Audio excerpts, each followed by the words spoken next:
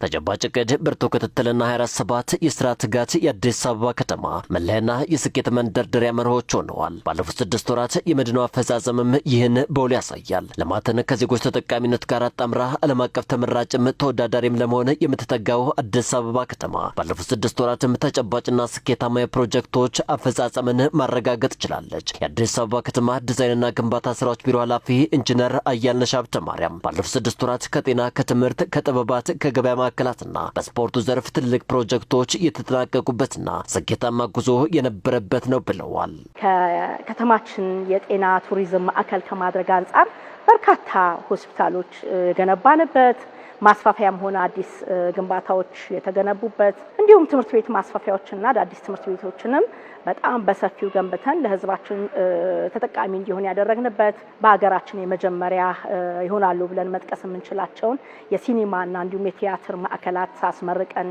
ለሕዝባችን ያቀረብንበት ለወጣቱ የሚሆኑ የስፖርት ማዕከላትን ገንብተን እንዲሁም ተደራሽነቱን ባሰፋ መልኩ ስራዎችን ሰርተን ለሕዝባችን ፍላጎት ያቀረብንበት ሁኔታ አለ። የአዲስ አበባ ከተማ ፕሮጀክቶችን ጀምሮ የመጨረስ ልኬትና ትጋት በእጅጉን ተሻሽሏል የሚሉት ኢንጂነር አያልነሽ ለፕሮጀክቶች መጠናቀቅ ምክንያትና መነሻ የሆኑት የአመራር ትጋት፣ የህዝብ ቅንጅትና የ24/7 የስራ ባህል በቀጣይም በማጠናከር በትኩረት ይሰራል ብለዋል።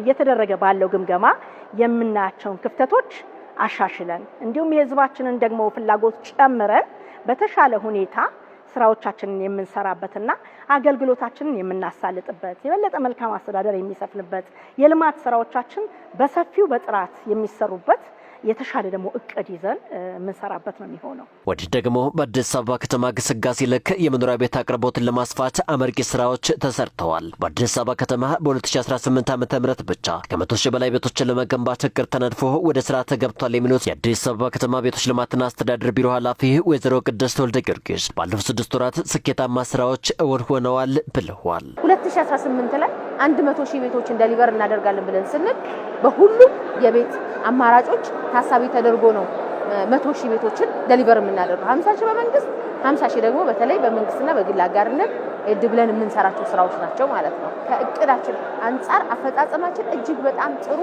የሚባልና የሚበረታታ ምናልባትም ደግሞ አምናና ካቻምና በዚህ ልክ ያልታየ በልዩ እይታ እየተሰራ ያለ መሆኑን አይተናል።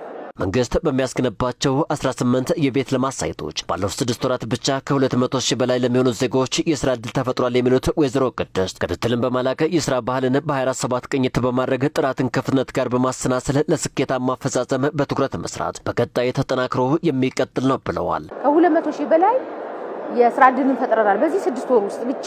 ፍጥነቱን በዚህ ልክ እንዲቀጥል ስራውን ወደፊት ለመውሰድ እንደ ቤቶች ከምን ጊዜውም በላይ ቆርጠን የተነሳንበት የህብረተሰባችንንም ጥያቄ ለመመለስ ደግሞ ከምን ጊዜውም በላይ ዝግጅታችንን አጠናቀን ኢሚዲየት ወደ ትግበራ የገባንበት ወቅት ላይ ነው ያለነው። የሰፋፊ ጎዳናዎች ባለቤት የቅንጅታዊ መሰረተ ልማቶች መናገሻ ለመሆን እየሰራች ያለችው አዲስ አበባ ከተማ በመንገድ ዘርፉ ላይ ባለፉት ወራት የግንባታና የጥገና ዘርፉ ላይም ተጨባጭ ውጤታማ ስራን ሰርታለች። የአዲስ አበባ ከተማ መንገዶች ባለስልጣን ዋና ዳይሬክተር ኢንጂነር ሙህድን ረሻድ በመዲናዋ ባለፉት 6 ወራት ከተቀመጠው እቅድ በላይ በመንገድ ዝርጋታና በመንገድ ጥገና ላይ ማስመዝገብ ተችሏል ብለዋል። 530 ኪሎ ሜትር አካባቢ አጠቃላይ በመንገድ ጥገናም በመንገድ ግንባታም እቅድ ተይዞ ወደ ስራ የተገባበት ሁኔታ ነው የነበረው። ነገር ግን ኦሬዲ ፋይናሊ አፈጻጸማችን ወደ 770 ኪሎ ሜትር አካባቢ የተፈጸመበት በመንገድ ግንባታ በመንገድ ጥገና ያለበት ሁኔታ ነው ያለው። በመንገድ ዝርጋታና ጥገና ዘርፍ ላይ የ24/7 የስራ ባህልን በማድረግ ጥራትን የማስጠበቅና ፍጥነትን የማረጋገጥ ስራም በስኬት እየተተገበረ እንደሚገኝ ኢንጂነር ሙህድን ተናግረዋል። በከፍተኛ ሁኔታ የህዝብ ጥያቄ ህዝብ ሊንገላታ የሚችልባቸው መውጣት መግባት ሊቸገሩ የሚችሉባቸው ቦታዎችን አድሬስ ከማድረግ አንጻር ከፍተኛ ለውጥ መሻሻል ያለበት ሁኔታ ነው ያለው።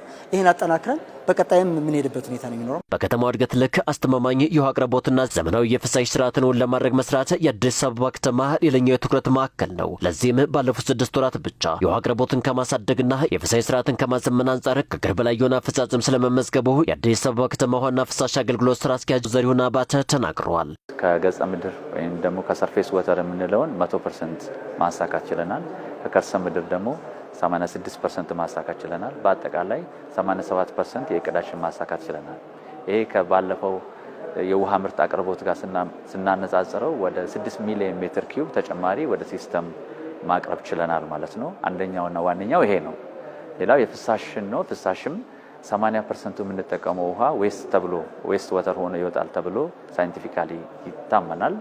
ከዚህ ውስጥ 20 ሚሊዮን ሜትር ኪዩብ የሚሆነውን አሰባስበን ስርዓት ባለው መልኩ 19.5 ሚሊዮን ሜትር ኪዩብን በእቅዳችን መሰረት አጣርተን ለግሪነሪ መጠቀም ችለናል፣ ለኮንስትራክሽን መጠቀም ችለናል፣ ለላይባጆ የቀረውን ደግሞ ኢንቫይሮንመንታሊ ሴፍ በሆነ መልኩ የአካባቢ ነዋሪዎች እንዲጠቀሙበት ዲስፖዝ ማድረግ ተችሏል ማለት ነው።